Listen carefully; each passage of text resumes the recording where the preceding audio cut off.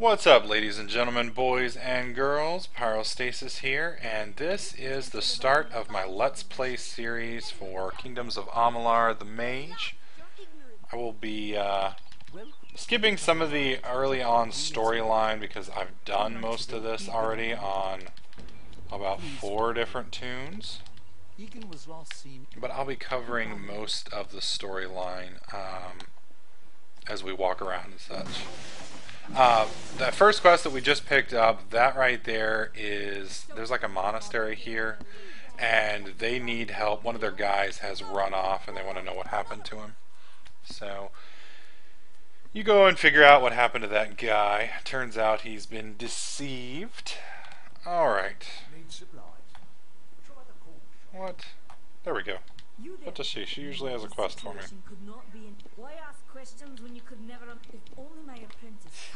It is funny though, you know, after playing Skyrim, how very similar a lot of this is to Skyrim.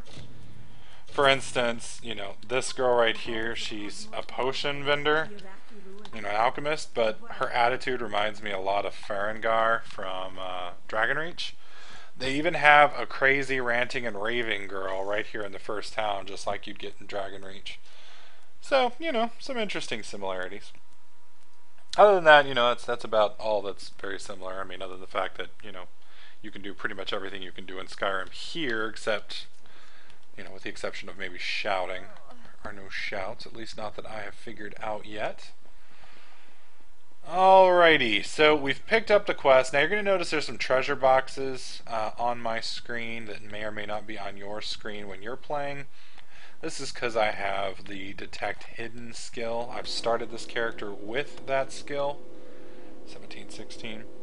One other thing I do want to go over real quick. Right here, I've pulled up a chest and I compared, like right here, instead of clicking take or add a junk, I'm comparing it first.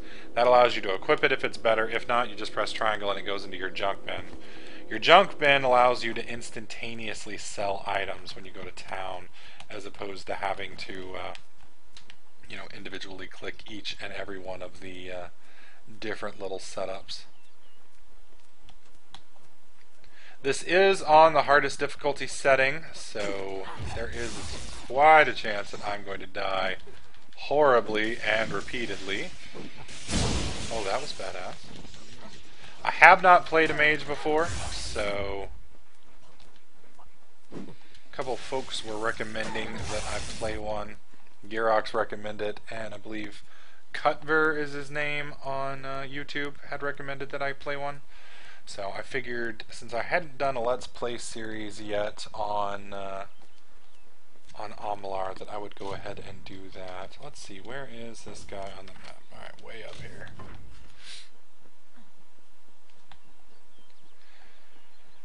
Now, unlike Skyrim, most of the quests here are very easy to see, and there's pretty much no way to miss them.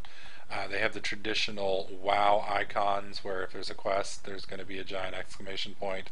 It's also on your mini-map, so you pretty much cannot miss the different quests unless you're just absolutely blind. Alright, so this is going to be up above. Another thing, all of the secret chests seem to be in the same place on every single playthrough. Like this right here, this log, I know for a fact I looted this log in the exact same place on my previous tunes.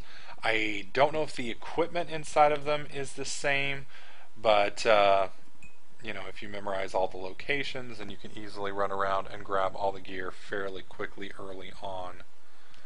I believe this will be Brother Egan. Yep.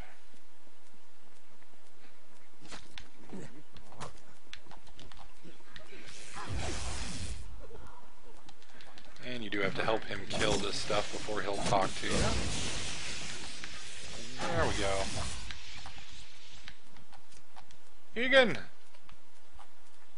Reminds me of Egon from Ghostbusters. Just needs a theme song and it will be complete.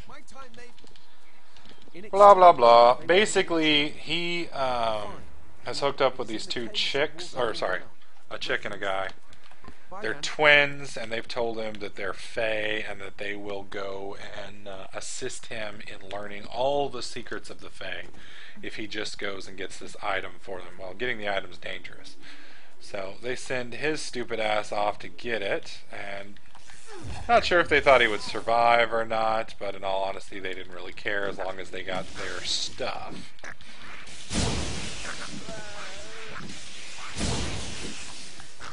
Well, once you help him get it back, you do kind of have the option of giving it to them. You can persuade your way out of the fight, or you can just kill them. It just kind of depends on what you want to do. You have to have the persuasion skill, though, to get that pop-up. At the moment, I don't have that skill, so we will just be murdering them. Well, I guess it's not really murder if they attack you first. He is getting his ass whooped.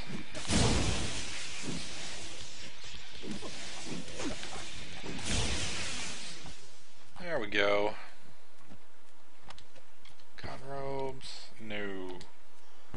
Now, adding to junk, I highly recommend you add all of the stuff that you're not going to loot to junk. It just makes it so much easier to sell. Once you get to town, you just open up the town icon and click the junk button and boom, or the trading icon. It's about as easy as it gets when it comes to dumping your loots. And this is one of the first dungeons that is located in the game. Among them, the Selkie Veil. Now, don't get me wrong, I absolutely love the combat system in this game, and I am enjoying this game fairly immensely. The only problem I have with this game is the dungeons seem to be rather lackluster. You know, some of the dungeons in, at least early on in Skyrim, you know, you had the, what is it, the Blackbriar Cave or whatever, where you had the puzzles, and you had to figure out the claw. You know, that was a pretty epic dungeon. You know, you had a boss fight, you had some puzzles to solve. It was fairly difficult. You know, that final boss would work you over pretty good, and it was quite a challenge. So far, as long as I don't accidentally go and outlevel my content, you know, and go into an area I'm not supposed to go, even on hard mode, I don't really have a problem with things. So I'm hoping, and all the dungeons are pretty much straightforward. Now, I mean, I know the dungeons in Skyrim are pretty much straightforward too, but I don't know, they just feel a little bit more epic. Maybe I'm just a Skyrim fanboy. I don't know. Yep, we're going to go ahead and equip that because it's better. Now, you're going to see these little... Nah, I was going to try and show you without blowing myself up. There's these little shocking things on the ground. You can roll past them. They will ruin your evening. They're not quite so bad on the lower difficulty settings, but on the high difficulty settings, it really burns when they trigger you. So, watch out for that. Oh, I like that a lot. That was awesome. Another thing is blocking is instantaneous. One of the things in Skyrim, you know, if you were melee striking, you could not block. There are very few exceptions in Amalur where you cannot instantaneously block. So if you see a fight coming, whoa, as I walk into a wall as I look over the computer. If you see, you know, a hit coming, you just pop it up and bam, you'll block. Depending on your timing, you can actually get a parry. Now, parries allow you to basically, it's kind of the equivalent of a bash in Skyrim. And if you've played Demon Souls or Dark Souls, it is a parry. You basically block and then it stuns them and it gives you the ability to do a shit ton of damage. Now, unlike Dark Souls, it's not a one-hit kill. Obviously, it just opens you up to do your normal combos. But, oh, whoops, I missed a treasure chest. Where is it? Is it actually up in here? Yeah. There we go. Once again, that is Detect Hidden paying for itself. Later on, Detect Hidden can actually open up individual dungeons and things along those lines that you know, you can't actually see normally.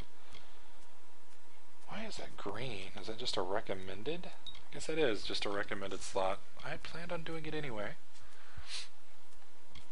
All right. This ability right here is very hard to select because if you just come over here and press right, it's going to take you up a notch. If you press down, it doesn't take you there. If you press, you kind of have to use the analog stick to get down there. It's kind of a pain in the ass. All right, let's see. What do we have here? Mark a flame. Tap target to tag your target magic mark. Press and hold to del. Oh, I like the sound of that. What's this? Oh, that's nice too.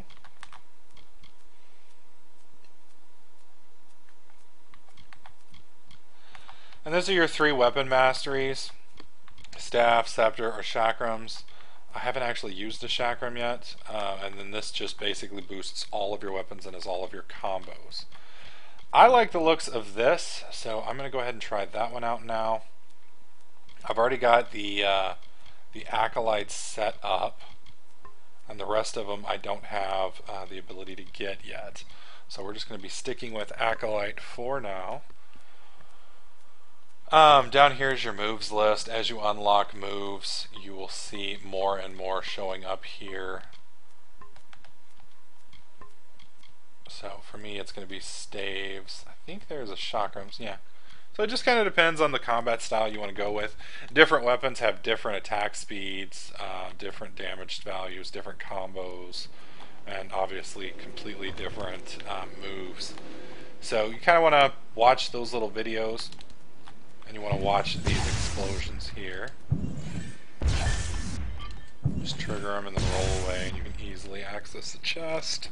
Now this is a Sync Veil. For this tune, I think this is going to be a fairly decent item. Unfortunately, if you'll see over there on the right, I've got pretty good set bonuses. So I'm not sure if this is going to actually outweigh. Yeah, it's got a plus 5 EXP bonus and a few other things. So as much as I like this item, I'm probably not going to be able to equip it. And that's one of the problems with the pre-order and Mass Effect armor is they're great, but it's really hard for you to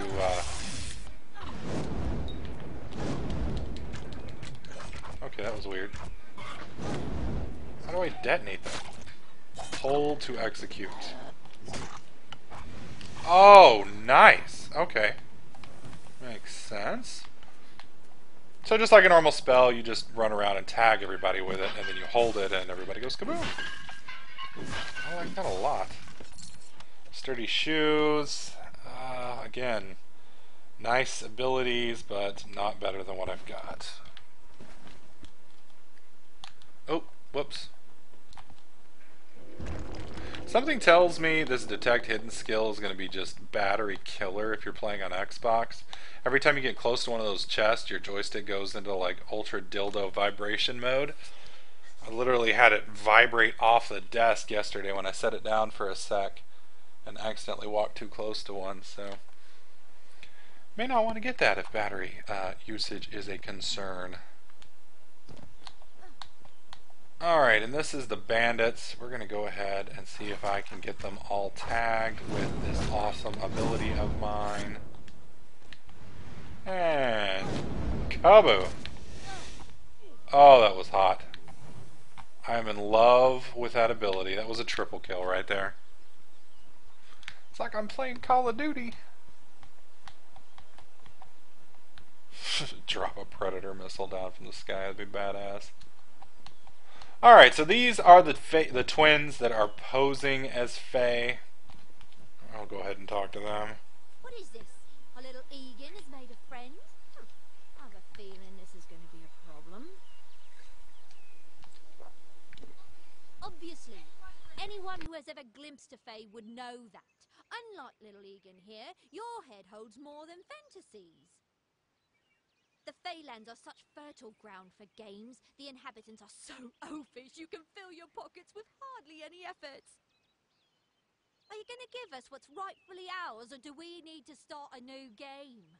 My brother and I are always ready to play. Yeah, we're going to play a game. It's going to be, I'm going to kill you, and you're going to fuck off. Now, since I did invest on my last level into the Persuasion perk, it does open up most of the T1 Persuasion abilities. They come selected by default, and as you can tell, they're pretty much either you have it or you don't.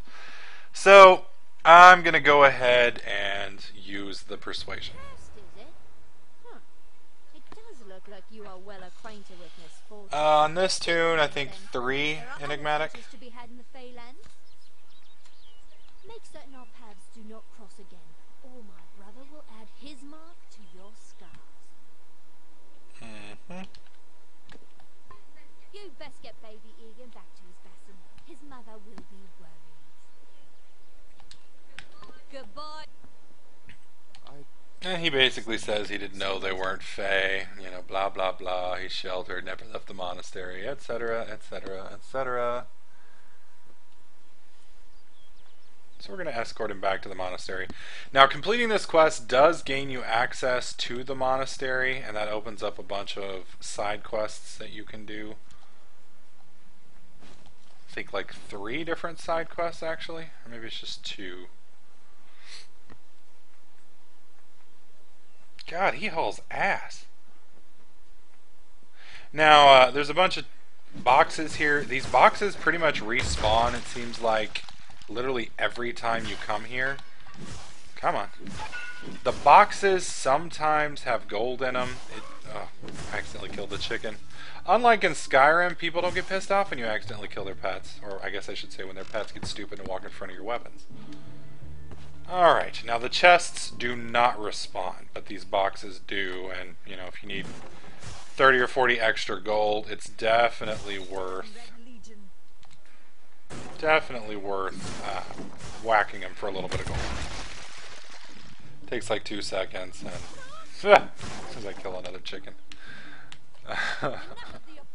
And you'll see the gates to the town are now open, and you can walk in here, head over here to this guy, and he will let you know he's thankful for you completing the quest. As for you, you have done as I asked. Yeah, Animatic, that's the pre-order chest. You have to have pre-ordered or played the Mass Effect demo to get those items. For those watching on YouTube wondering who I'm talking to, I am streaming this, so you will see me occasionally, or hear me occasionally talking to somebody off camera. Alright, and once again, some free loots from my wonderful perk. Now, some chests are going to have little hands by them. That means if you steal from the chest, you are going to be in trouble. Other ones, most of them, don't have any claim to them, so people don't give a shit if you steal. Just keep that in mind when you're stealing. We're going to go ahead and equip that, even though I'm really not going to use bow all that much. And the rest will get torched. Don't feel bad about selling your pre-order items. Every character you make, you get to redo them. So, not really that big a deal. You come to protest the mission as well? And this girl, she is basically the equivalent of the Psycho in Dragon's Reach, except you can actually talk to her and start a quest. Now, basically, what's going on is the current head of the temple here won't let women be a part of the order. She thinks that's bullshit, and apparently there is some proof to back up in their scripture, but he won't let anybody read the scripture. So we kind of go in and steal the scripture, and that that kind of solves that problem. There's another quest right over here. This is What's His Name's books. You have to go find 10 or so books throughout the game to fix that, and they're mainly in the newbie areas. Some of them are in high areas though, so you want to be careful. Now you'll notice right here I just stealthed. You'll see that eye in the upper right hand corner up there. That is his level of detection on me. Even if you don't have stealth, as long as you break line of sight and you're patient, you pretty much can get off their radar and you can steal and nobody will notice. Now right here I'm about to steal this. You'll see there is an eye and a percentage. If that says 0, that means there's no chance for you getting caught. If it says 10, 15, 20, 100%, that's what your chance of getting caught is. So let me show you what it looks like when you're doing a chest, which is basically the same thing. So we're going to add that to junk and add that to junk. Now, a lot of people will say don't steal items early on in the game because you're going to get overweight and overburdened, and there's a lot of truth to that. I know where the fence is, and it's not too far from the starter town, so I pretty much loot what I please. I do have that video on my channel. If you want to find it, just scroll down through my my recent videos, and it's there. You can also search Kingdoms of Amalur selling stolen goods, and that'll pull it up on my playlist. Oh, I didn't see And you this come- is the other quest. This guy used to be a bandit. He quits the bandits by faking his own death. Well, the leader of the bandits has found him and doesn't like that. Farewell, my friend. So he is going to come and hunt them down. He ran off with 2 other people, so the only way that the bandit leader will leave him alone is if he basically kills off the other 2. Well, you can do that by bringing the daggers to the guy. Well, you can convince those 2 guys to give up their daggers without a fight. You can get the key to that chest by robbing him if you so want. You cannot pick that lock. I forgot I couldn't pick it. Stealing from him's not too hard, but if you don't have investments in the stealth line, it can be annoying. You can always stealth up and get it, though. Ooh, that is a nice bow. Equip. Alrighty, and I of course screwed up and did not add those to junk.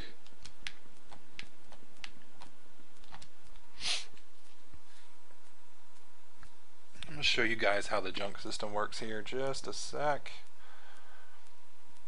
Telling you what, man, playing on the PlayStation 3 really makes me miss my PC's SSD. That thing loads faster than anything. Alright, so we've got armor. I'm not going to use the Seek's Veil, even though that item's technically better by itself because of the bonuses. Not going to use that. Pensive hand wraps I am keeping. We're going to go ahead and drop these and that. And all I'm doing right here is basically adding these to junk. You press triangle and it gets moved. Alright, I believe that's everything.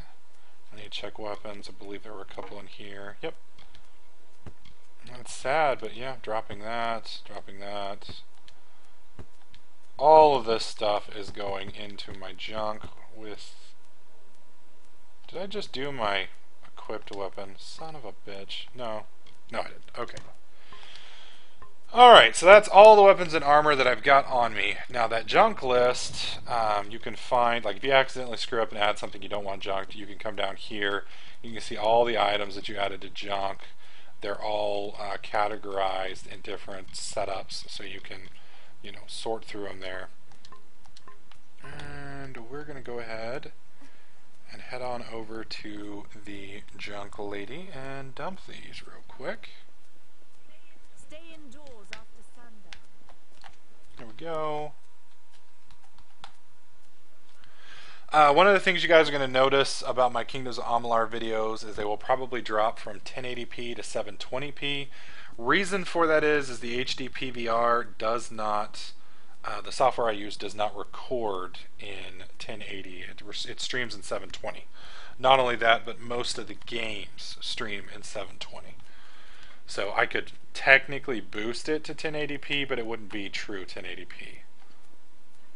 Time is of the essence. That's never been Alright, so we're going to click on the shop button, and in the bottom you'll notice there is a junk key.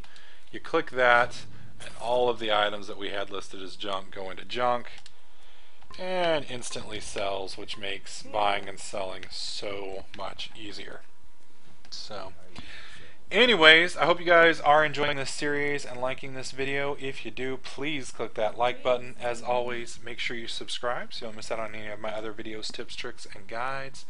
And I'll catch you guys in the next clip.